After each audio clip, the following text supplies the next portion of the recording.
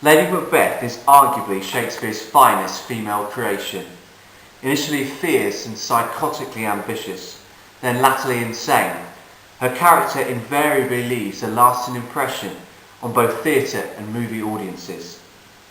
No doubt assisted by shocking, from both a historical and a modern context, lines such as, "I would, while my baby was smiling in my face, have plucked my nipple from his boneless gums and dashed the brains out," as she so memorably cries in Act 1, Scene 7. Within Jeffrey Wright's 2006 interpretation, she is a raven-haired beauty, aware of her own femininity, usually to be found wearing beautiful dressing gowns or elaborate, flimsy silk dresses and dangling earrings. Her husband Macbeth is a loyal member of a criminal gang led by King Duncan.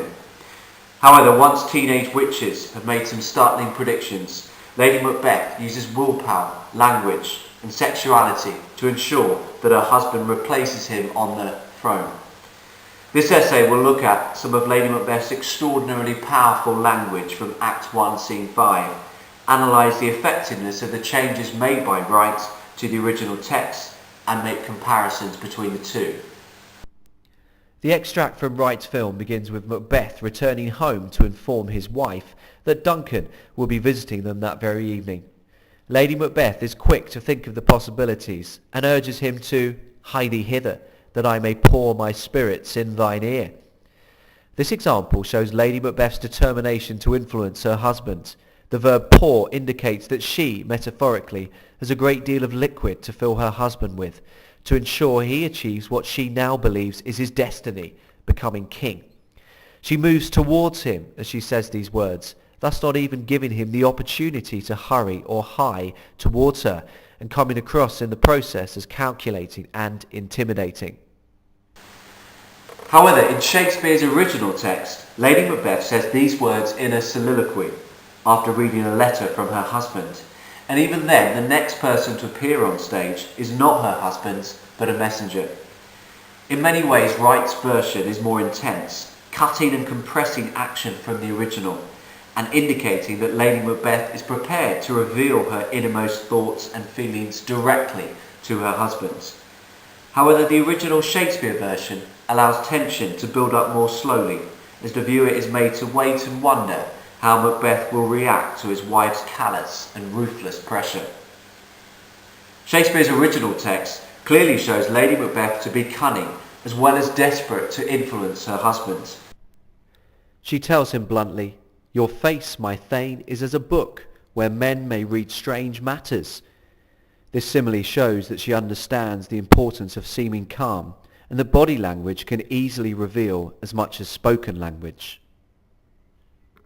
She is self-possessed enough, even at this point of planning regicide, to analyse her husband's facial expression and recognise that it could be disastrous for ensuring a successful crime and seamless succession to the throne of Scotland. Lady Macbeth clearly knows her husband well, and the fact that she, as a woman, is able to tell him her thoughts so openly indicates that they have a close relationship.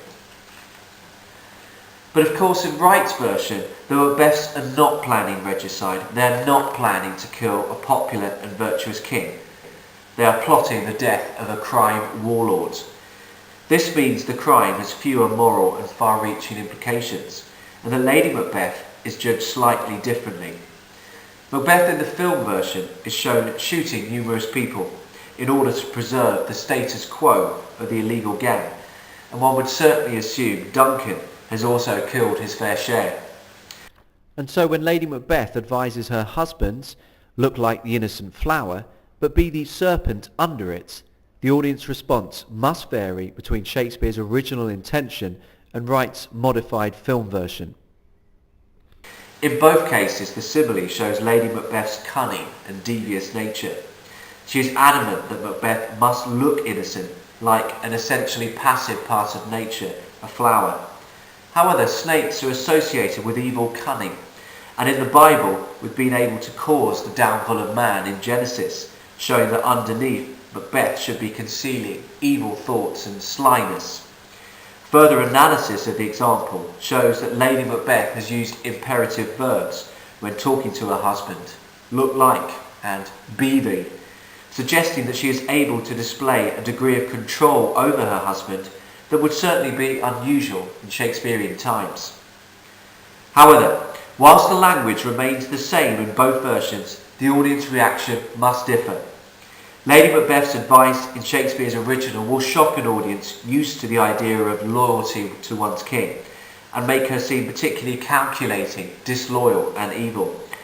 But giving her husband tips on how to kill his boss and get away with it, as is the case in Wright's production, could well be seen as a regular feature of gang membership. A further side to Lady Macbeth is seen in her famous soliloquy in Act 1, Scene 5, when she cries, "Unsex me here, and fill me from the crown to the top full of direst cruelty."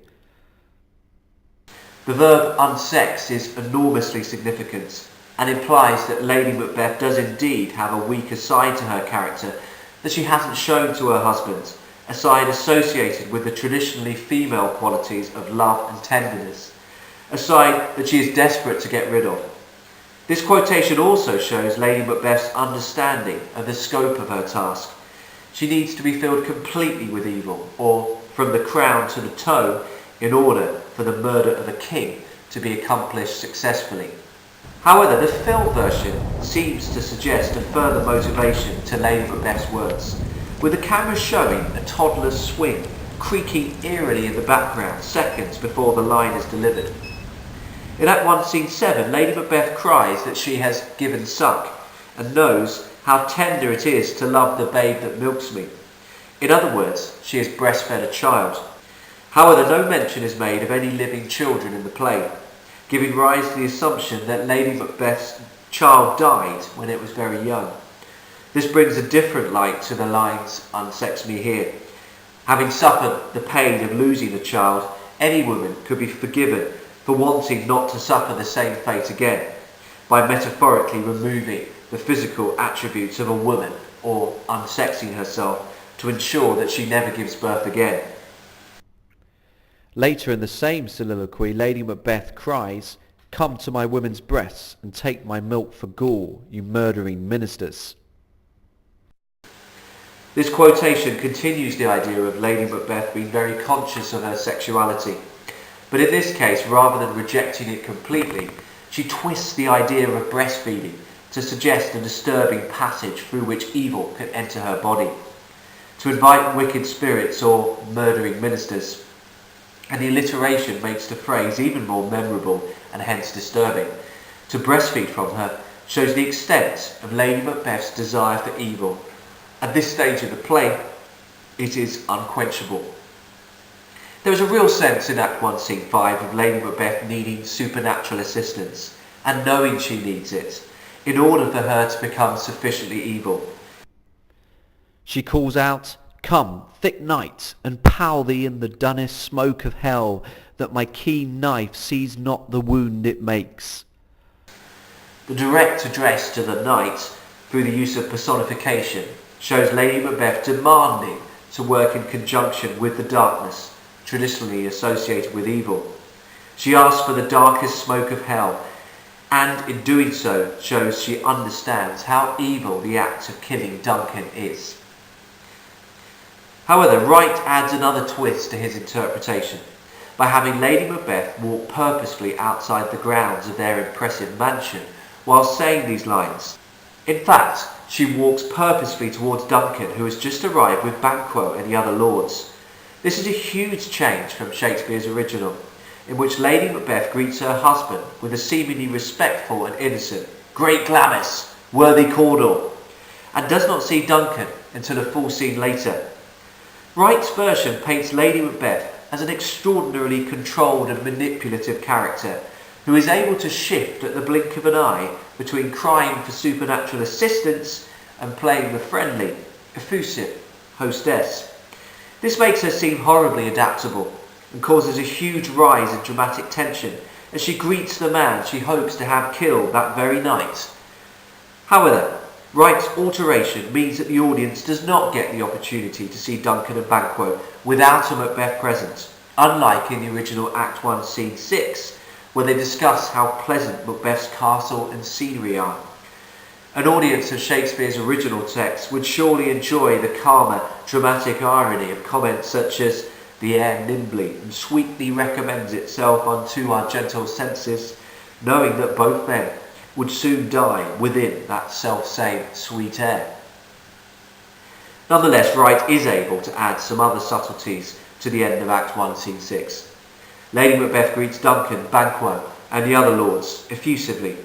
However, when introduced to Fleance, she merely emits a slightly strange laugh.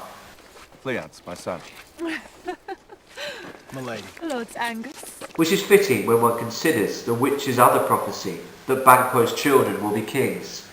The laugh shows Lady Macbeth failing to acknowledge Fleance verbally, aware as she is of his future threats to their position. In Act 1, Scene 5 and 6, Lady Macbeth shows her quest for evil, her cunning and devious nature, and her ability to play the charming host with pleasing platitudes such as "all our service in every point twice done and then done double." However, in Wright's version, her cunning and devious nature is being employed towards killing the crying baron, as this essay has discussed. Something the audience will find shocking, but on a different level to killing a humble and honest king.